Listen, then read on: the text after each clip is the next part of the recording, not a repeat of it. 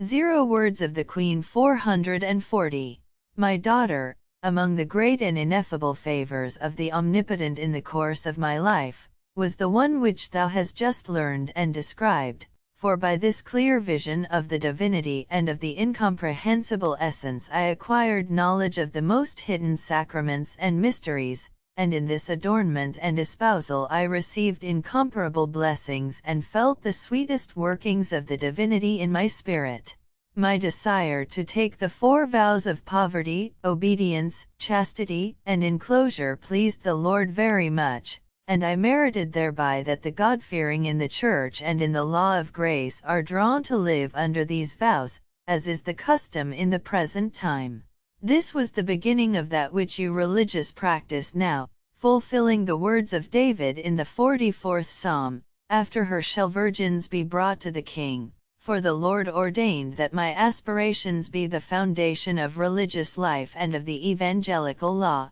I fulfilled entirely and perfectly all that I proposed to the Lord, as far as was possible in my state of life. Never did I look upon the face of a man, not even on that of my husband Joseph, nor on that of the angels, when they appeared to me in human form, though I saw and knew them all in God. Never did I incline toward any creature, rational or irrational, nor toward any human operation or tendency. But in all things I was governed by the Most High, either directly by Himself or indirectly through the obedience, to which I freely subjected myself. 441 Do not forget, my dearest, that the religious state is consecrated and ordained by the Most High for maintaining the doctrine of Christian perfection and the close imitation of the life of my Son, and that therefore the souls, who in religious life are sunk in sleepy forgetfulness of their high blessing and lead a life more listless and lax than many worldly men,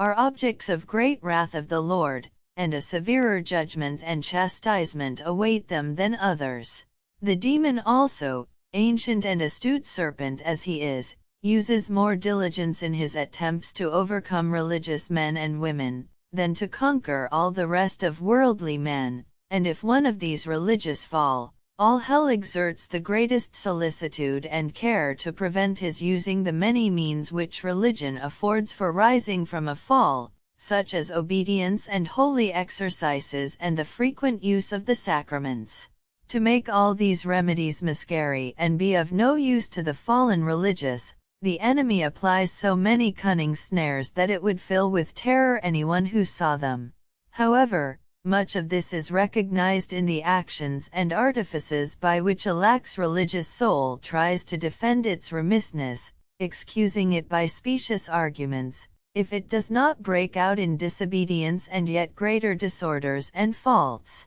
442 Be careful therefore, my daughter, and fear so dreadful a danger. By divine assistance of grace raise thyself above thyself, never permitting thy will to consent to any disorderly affection or movement. I wish thee to consume thyself in dying to thy passions and in becoming entirely spiritualized, so that having extinguished within thee all that is of earth, thou mayest come to lead an angelic life and conversation. In order to deserve the name of spouse of Christ, thou must pass beyond the limits and the sphere of a human being and ascend to another state and divine existence. Although thou art earth, thou must be a blessed earth, without the thorns of passion, one whose fruit is all for the Lord, its Master. If thou hast for thy spouse that supreme and mighty Lord, who is the King of kings and the Lord of lords, consider it beneath thy dignity to turn thy eyes,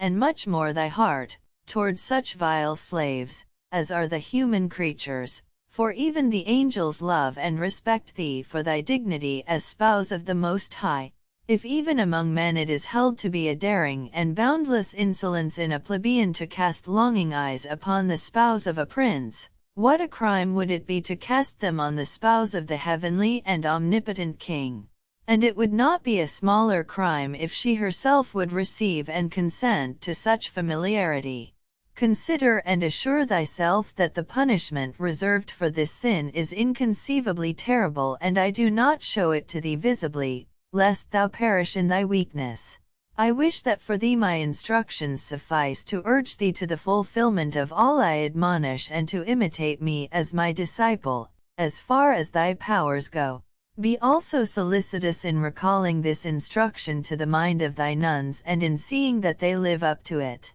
443 My mistress and my most kind queen, in the joy of my soul I listen to thy sweetest words, so full of spirit and of life, and I wish to inscribe them in the interior of my heart together with the graces of thy most holy Son, which I beseech thee to obtain for me. If thou give me permission I will speak in thy presence as an ignorant disciple with her mistress and teacher. I desire, O my mother and protectress, though I am so unworthy and remiss, to fulfill the 4 vows of my profession according to thy commands and according to my obligation. Though I am so unworthy and remiss therein, yet I beseech thee, give me a more full instruction, which may serve me as a guide and direction in the fulfillment of this duty and as a complement of these vows, which thou hast placed in my heart.